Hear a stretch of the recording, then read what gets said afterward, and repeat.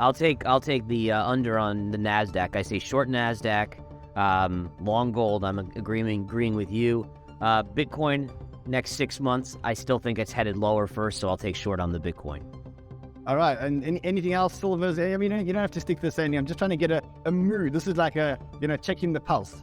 Yeah, so with silver, for me, it's a trickier trade. Gold's the pure play. Silver has industrial side to it, so if we do hit a recession, it's going to be a little trickier. Longer term, I think silver still goes up. It's just a trickier play in the near term. I would say short Apple, short Nvidia. I think, again, you're looking at a recession second half, and some of these valuations on some of these NASDAQ stocks have gotten ridiculous again. I would say short Pepe. I would say these crazy crap coins that are going right now is a huge concern for me. It's not a signal of a bottom, it's a signal of a top. So just people out there, be careful out there. There's a lot of crazy pump and dumps going on.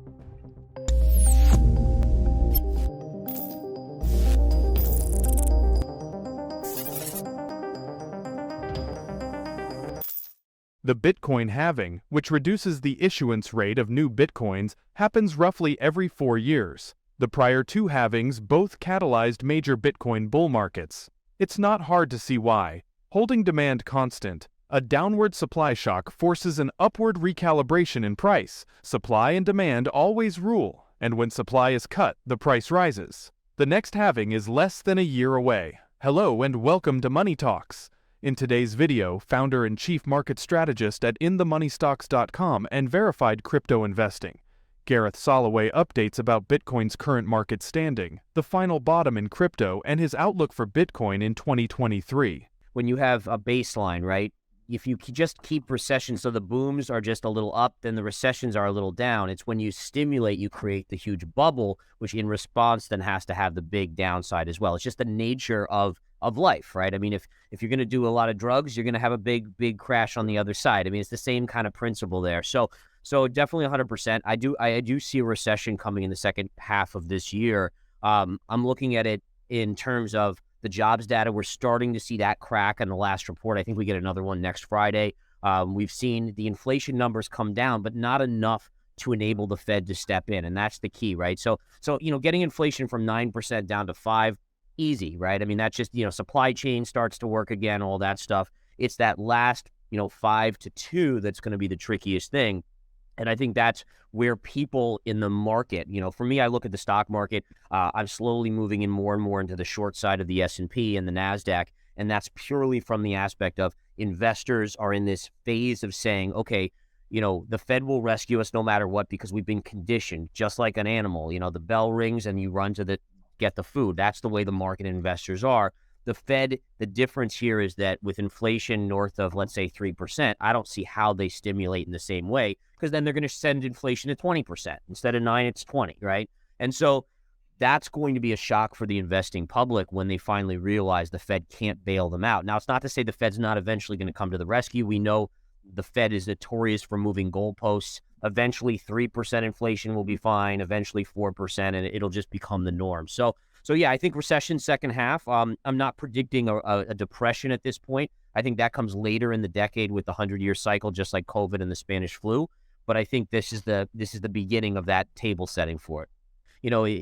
It's important to recognize the Fed is supposed to be independent, but reality, they're affected. They're humans, right? They're going to be affected by political pressure. They're going to be affected by seeing people suffering, right? It's just human nature. Like when you have that ability, and unfortunately this is the issue, and they need to be stronger and not do this. But when you have the ability to help people in the short term, it's hard to say, no, I can't do it. I have to watch you starve on the street instead of printing a lot of money so you can have money. But ultimately, that's going to be the downfall, is that you really need a body that doesn't care about that stuff, that has no influence, being influenced by other factors. Someday Bitcoin will outgrow its 4-year price cycle. Until then, it's deja vu all over again. In the Bitcoin bear market of 2014 to 2015, the price gravitated to around $350 until finally capitulating to $200 and staying there for months. In the Bitcoin bear market of 2018 to 2019, the price gravitated to around $6,000 until finally capitulating to $3,200 and staying there for months. And in the Bitcoin bear market of 2022 to 2023, The price gravitated to around $28,000 until finally capitulating to $16,000 and staying there for months. In each of these cases, the price followed a similar pattern of a peak, a multi-month series of lower price highs, and a final capitulation of over 40% that lasted for several months, staying true to the past trends. We will probably never see $16K Bitcoin again. 2 cycles ago, Bitcoin's price never revisited the lows after it returned to the pre-capitulation price low. 1 cycle ago, it almost revisited the low, but it required a massive market liquidation due to the COVID-19 pandemic.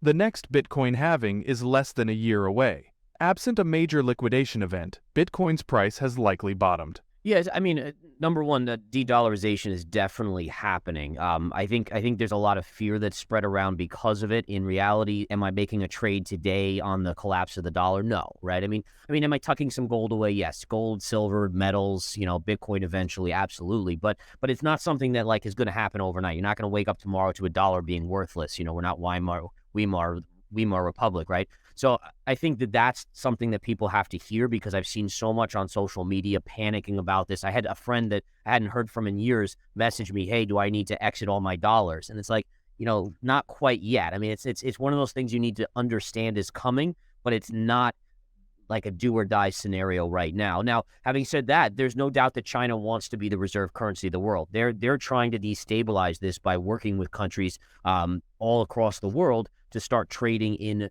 digital yuan. We know Saudi Arabia is doing trading in oil and so forth in other currencies as well. So it's coming. It is in process. It's just not going to happen overnight. And the way you know that, by the way, is when you see fear hit this market, the stock market, where does the money go? It still goes back into the US dollar, right? So as of now, that's the case. But again, every investor out there needs to be aware that this is happening. The dollar will slowly become the non-reserve currency of the world, and you will see the dollar lose power due to that. And by that meaning, the U.S. will lose power as well. We know that the U.S. uses that as a reserve currency to maintain order that they see fit and control, and that will slowly slip away. China wants that control. Before we get to you, why did we get here, Gareth? Is this because the U.S. abused their power, because they used the dollar as a weapon? Because is that the reason why? Yeah, that's part of the reason. I mean, part of it is financial, craziness of printing money. I mean, again, if you look historically at the reserve currencies over the last 500 years or longer, there's a time life, right? There's a lifetime of a reserve currency, and we're kind of right at the end of that for the US dollar. So number one, that's just the nature of it. And by the way, it's not that there's a time frame on it. It's just that countries do not have the discipline to not print their own currencies. When you have the crazies running the crazy house, they're going to do whatever they need to do to maintain power, which is printing money and so forth. So it's just the nature of human nature, frankly. Yeah, I agree. I think it's definitely a Cold War with China. China is slowly trying to take the U.S. down in its kind of Belt and Road development, kind of becoming the biggest player. China wants to be that major influence all over the world, the one that's in control like the U.S. has been for so long. So I absolutely agree. I think this is just part of the plan for them. And do I think that they really care that much about Russia in terms of maybe supporting them? No, I don't think so. I think it's more in their bigger scheme of plan of what they're trying to achieve by destabilizing the U.S. and ultimately destabilizing the U.S. dollar. So it's all this kind of complex thing. I agree that ultimately you could be starting that hot war like we know is going on with Russia and Ukraine, and you have all these countries that they're into that war with just little bits, right? It's just a little bit of here, a little bit there, but it ultimately creates the potential for a world war type of situation. So what are your thoughts about Gareth Soloway's prediction? Tell us in the comments. Also, don't forget to like and subscribe. See you soon with the next video. Thank you so much for watching.